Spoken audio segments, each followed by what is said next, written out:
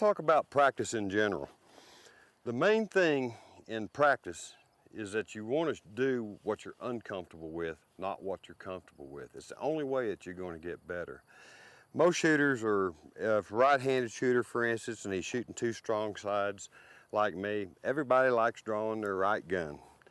Well, they're uncomfortable drawing their left gun. So when they go out and practice, you know, they'll spend most of their time drawing the right gun because that's what they're most comfortable with. What you need to do is spend at least 80% of your practice and your draws while you're out there shooting with your left gun. It's the only way that you're going to improve.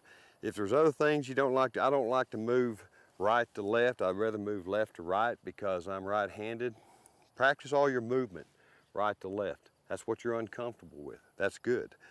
What you want to do also, most right-hand shooters like to shoot left to right. Most left-hand shooters like to shoot right to left.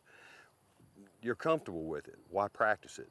What are you uncomfortable with? Are you uncomfortable shooting right to left? And that's what you ought to be practicing.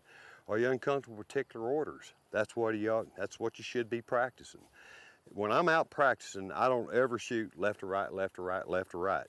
I'll always do it different every time I shoot. I may shoot right to left one time, the next time I may shoot outside, outside, inside, inside, middle.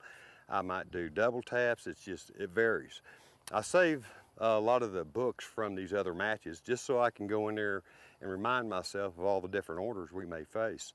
And I practice every conceivable order that you can shoot. I just don't stay with one order all the time. That way, when I show up at a match, I'm comfortable. It doesn't matter. When I see a right to left or an outside, outside, inside, inside, middle, anything like that, where I think I have an edge over some people is, it doesn't bother me in the least. It gives me confidence. So what I would suggest strongly is always practice what you're uncomfortable with. Don't practice what you're comfortable with because you're already comfortable. I get asked quite a bit about, Jim, how do you practice? And I do have a specific practice routine that I go through. One of the things I had trouble with early on in my shooting were first stages of a match. I was just nervous, I was uptight about it. You know, when you show up at a match, you haven't got to warm up or anything, so you're just pulling out your guns cold and shooting them. So that's the reason most people are pretty nervous on first stages. I'll tell you how I corrected that years ago, and I do it every time I practice. When I get out, first thing I do, I don't look down a gun, I don't lever a gun or operate my pistols, I don't do any of that. I simply walk up to the tables or wherever I'm going to shoot, and I load my guns. Then I'll step back and I look at the targets and I go, okay, I'm going to shoot this particular scenario. It's not going to be an easy one, it's not going to be an extremely difficult one, but it's going to be something with some gun handling in it. I'll get that in my mind. I'll take my timer, set it on delay, and usually set it on the table or just leave it hooked right into my belt like this because it'll go right along with you and pick up the shots. And I'll get in whatever position I want to start. I hit the timer and I shoot the stage. And I only shoot it one time. That's critical. What you don't want to keep on shooting the stage. I get one shot at shooting that stage good. And that's the first thing I do in practice. I shoot a cold stage. I've done that for years now. When I go to a match nowadays, I'm more confident in the first stage than I am the last stage. I just need to figure out a practice routine how to get easy on that last stage, and I'll be all set. But the first stage, some of my best stage times, and when I win a stage at a major match, it's usually going to be stage 1 or stage 2 of the match. And it's because of this practice routine. So that's the first thing I do when I get out to practice. The next thing I do is I want to make sure I get a good sight picture. So what I'll do, I'll just simply go to working the guns. And I'll just work the pistols by themselves, the rifle by themselves. I won't be working many transitions in this at all.